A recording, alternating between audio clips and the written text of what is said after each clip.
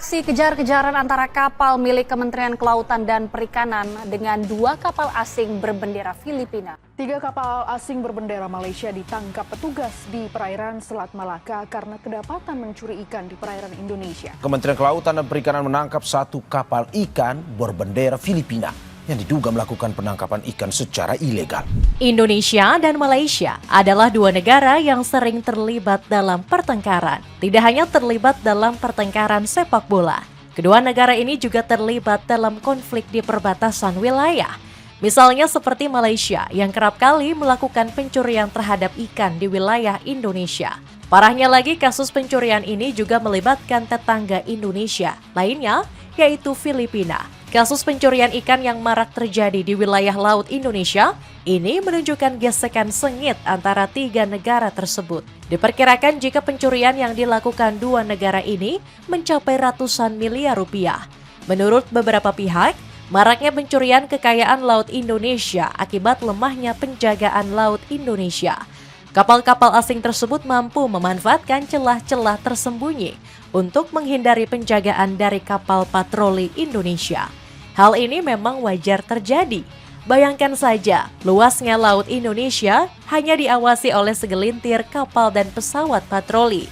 Dampaknya bukan hanya kekayaan laut Indonesia yang dicuri, mereka juga memanfaatkan jalur-jalur ini sebagai celah penyelundupan. Demi mengatasi maraknya pencurian ini, Presiden Prabowo menginstruksikan penindakan terhadap pencurian ikan di wilayah Indonesia. Peningkatan alutsista hingga kerjasama internasional dilakukan demi menjaga keamanan laut Indonesia.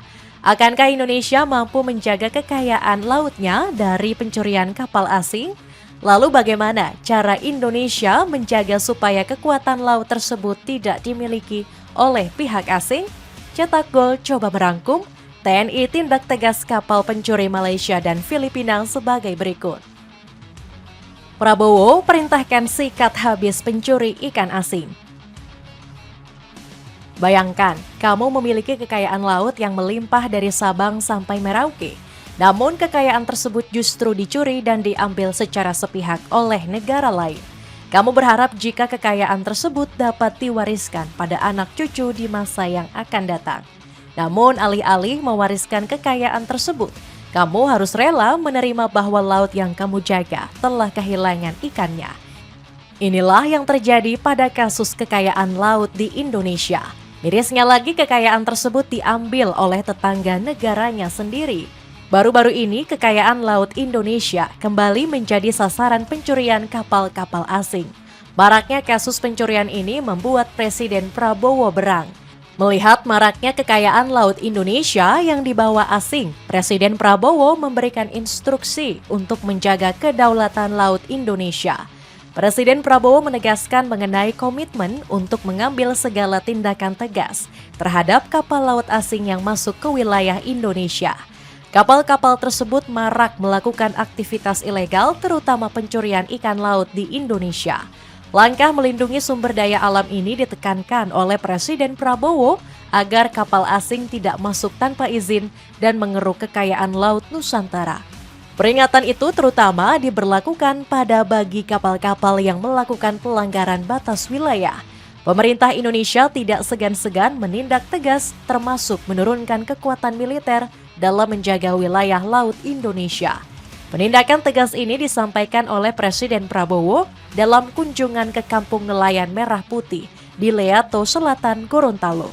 Presiden Prabowo menekankan bahwa kekayaan laut Indonesia harus dimanfaatkan sepenuhnya oleh nelayan Indonesia.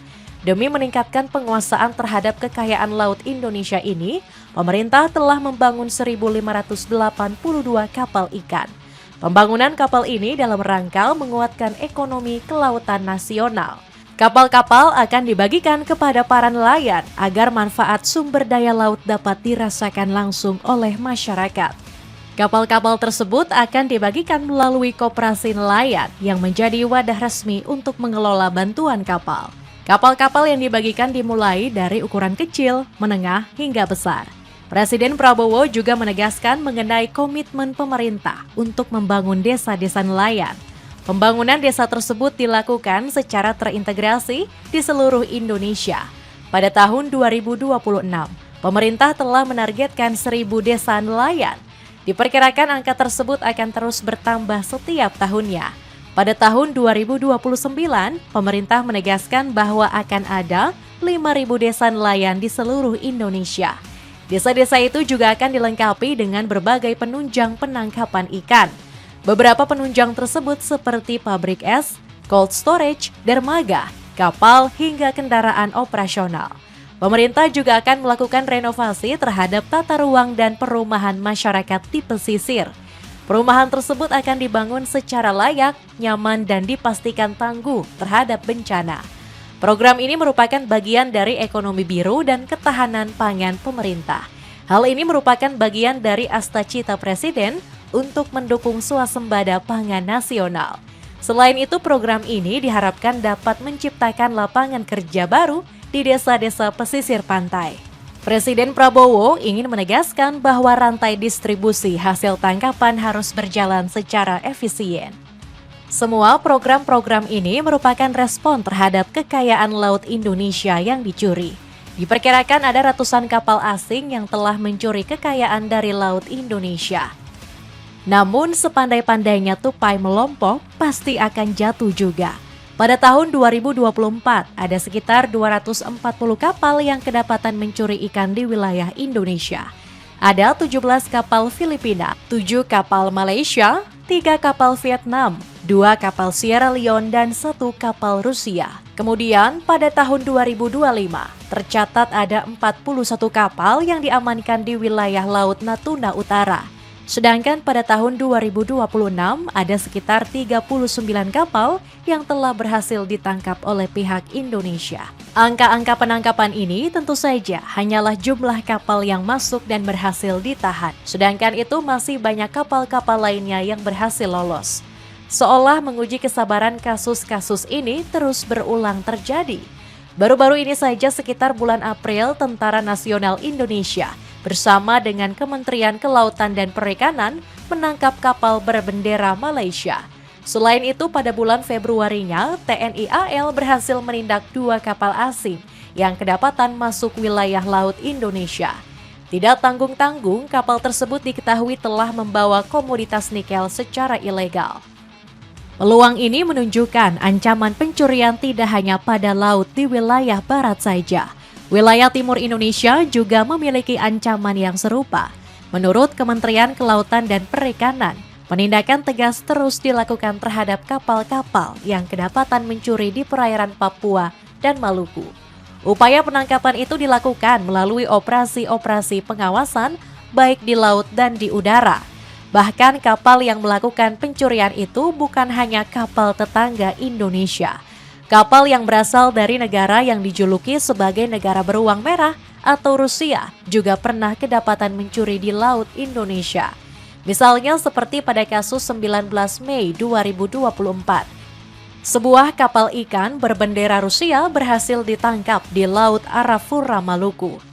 Kapal dengan identitas MV Ranzeng 03 berukuran 870 GT itu diketahui sudah menjadi target operasi selama 1 bulan. Atas penangkapan itu ditemukan sekitar 30 ton ikan hasil tangkapan. Hasil tangkapan itu dilakukan menggunakan alat tangkap terlarang jenis trawl atau pukat harimau. Alat tangkap ini dilarang bukan tanpa alasan. Di Indonesia sendiri, jenis pukat ini dilarang digunakan karena dapat merusak ekosistem terumbu karang. Kerusakan terumbu karang ini tidak hanya berbahaya pada konteks hari ini, melainkan juga keberlanjutan di masa yang akan datang. Kapal Rusia ini diketahui membawa sekitar 30 orang yang terdiri dari 18 warga negara asing dan 12 warga negara Indonesia. Aksi penangkapan ini dipimpin langsung oleh PLT Dirjen Pengawasan Sumber Daya Kelautan dan Perikanan, Pun Nugroho Saksono yang menggunakan kapal pengawas Paus 1. Maling ikan Malaysia Filipina dikepung, kerugian capai ratusan miliar. Bukan hanya kapal Rusia, kapal Filipina juga sering kedapatan mencuri kekayaan laut Indonesia bagian timur. Misalnya saja pada Mei 2025, diketahui 2 kapal asing berbendera Filipina melakukan pencurian ikan jenis tuna, dan cakalang di perairan Samudra Pasifik atau wilayah utara Papua. Kapal tersebut memiliki kode FB Twin J04 sebagai kapal penangkap dan FB Yanrate 293 sebagai kapal angkut. Penangkapan itu berhasil mengamankan 5 ton hasil tangkapan ilegal berupa tuna dan cakalang serta alat jaring pursein berukuran besar. Terdapat 32 anak buah kapal yang berkewarganegaraan Filipina ditangkap dalam operasi ini. Operasi ini sendiri dilakukan oleh kapal pengawas Hiu Macan 04 di bawah kendali stasiun PSDKP Biak.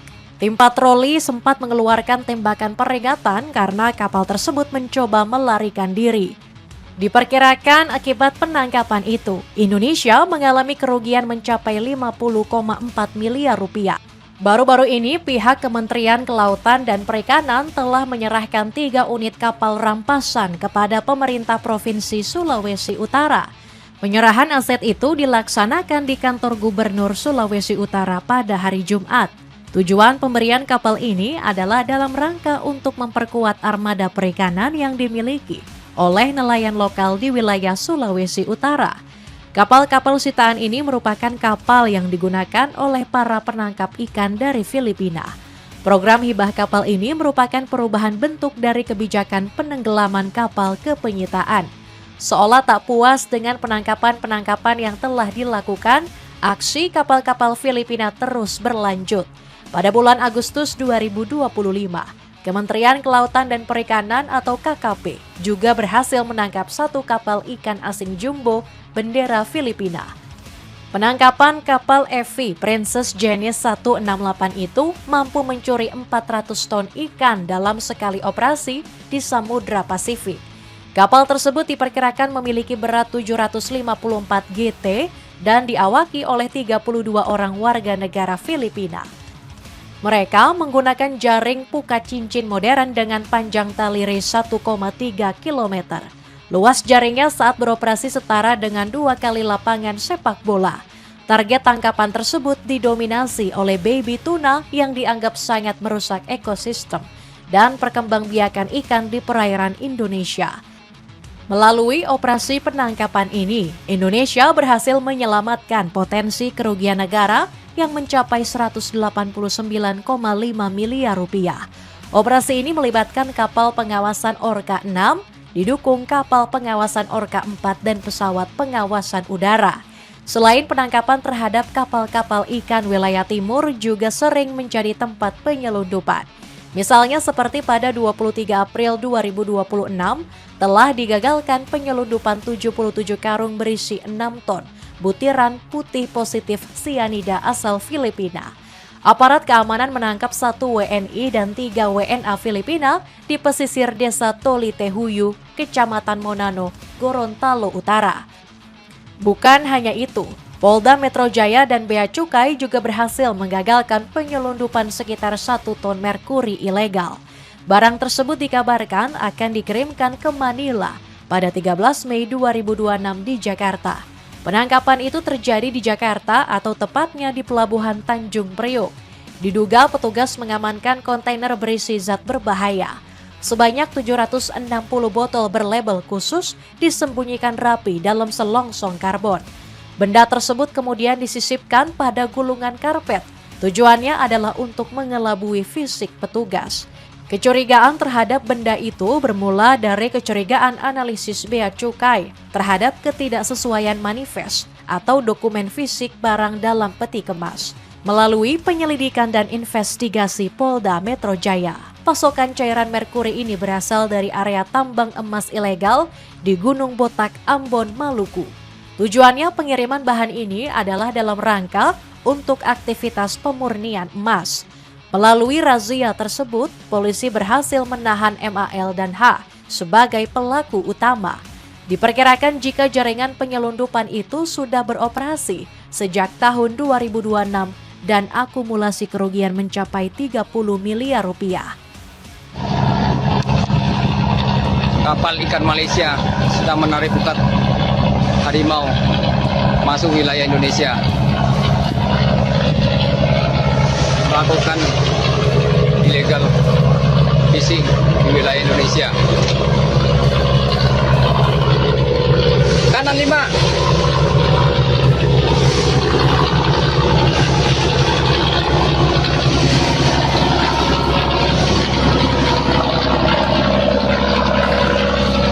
Kapal nelayan Malaysia menarik pukat harimau sedang menarik masuk wilayah Indonesia.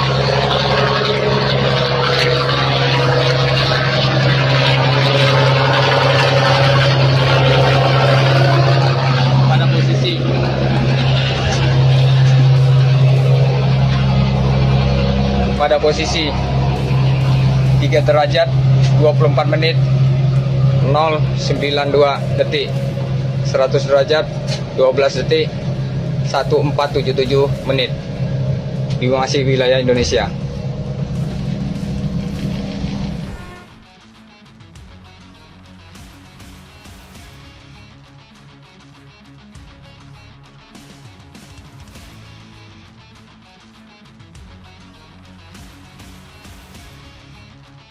Selain kapal-kapal Filipina, pemerintah Indonesia juga gencar melakukan penindakan terhadap kapal-kapal Malaysia. Kapal-kapal Malaysia seringkali menunjukkan tanda-tanda tantangan terbuka terhadap kapal Indonesia. Alih-alih menangkap pada kondisi malam yang sunyi, secara terang-terangan mereka melakukan penangkapan di jam-jam patroli. Pada bulan April 2026 lalu, pihak Indonesia telah mengamankan 3 kapal asing berbendera Malaysia. Penangkapan tersebut dilakukan di wilayah perairan Selat Malaka, tepatnya pada 10 hingga 11 April 2026. Melalui kapal patroli Barakuda 01 dan Hiu 01, berhasil melakukan penyergapan terhadap 3 kapal tersebut. Kapal-kapal ini memiliki kode PKGB 172, PKFB 1751, dan TKNA 4790. Modus yang digunakan oleh kapal-kapal ini adalah dengan masuk ke wilayah Indonesia dan menggunakan pukat harimau. Diperkirakan jumlah valuasi dari 3 kapal yang disita itu adalah 9,9 miliar rupiah dengan total potensi kerugian negara yang diselamatkan mencapai 20,2 miliar rupiah. Maraknya kasus pencurian ini memang meresahkan berbagai pihak, baik pemerintah maupun rakyat Indonesia. Dapatkan paket hemat kaos polos dengan 100.000, kamu bisa dapatkan 7 kaos. Cek linknya di bawah ini. Indonesia tingkatkan alutsista dan diplomasi internasional, amankan laut Indonesia. Terdapat beberapa alasan yang membuat kenapa praktik ini masih terus terjadi. Alasan yang pertama adalah berkaitan dengan keterbatasan armada yang tidak sebanding dengan luasnya wilayah Indonesia. Bayangkan, kapal Indonesia yang terbatas itu harus mengawasi luasnya wilayah Indonesia. Bukan hanya itu, Indonesia juga memiliki ribuan pulau kecil yang menjadi tempat favorit para pelaku kejahatan. Mereka dapat bersembunyi tanpa diketahui oleh pihak keamanan.